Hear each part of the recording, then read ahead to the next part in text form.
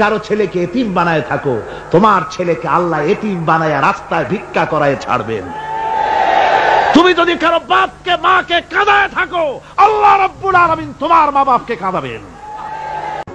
বিবেক দিয়ে চিন্তা করো, যাকে মেরেছো ওই রাত্রে তার বাড়ির কাছে যাও, ওই রাত্রে গোপনে তার বাড়ির কাছে গিয়ে দেখো তার মা কিভাবে তার সন্তানের জন্য কাঁদতেছে, মায়ের কোলটা খালি হয়েছে বলে কিভাবে কাঁদতেছে, তার বাবা কিভাবে কাঁদতেছে, তার বউ থাকলে কিভাবে ছটফট করতেছে, তার কলিজার টুকরা সন্তান থাকলে কিভাবে আব্বা আব্বা বলে কাঁদতেছে। যারে গুলি করে মেরেছো একবার বাড়ির কাছে গিয়ে কান পাচা শোনো।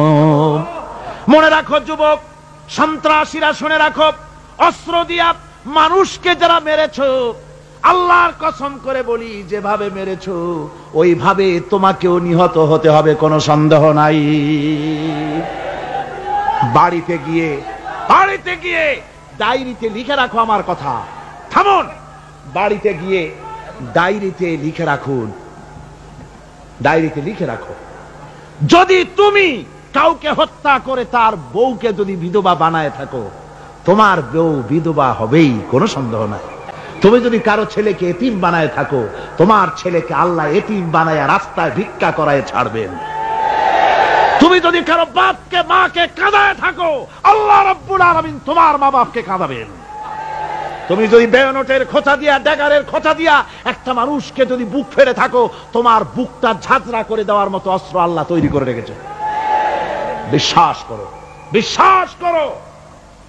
অননুমোদিত অস্ত্র থানায় জমা দিয়ে দাও, মসজিদে ঢোকো, নামাজ পড়ো, চরিত্রবান হয়ে যাও। তোমাদের প্রতি আমার উদাত্ত দাওয়াত, আমার বুক ভরা দরদ।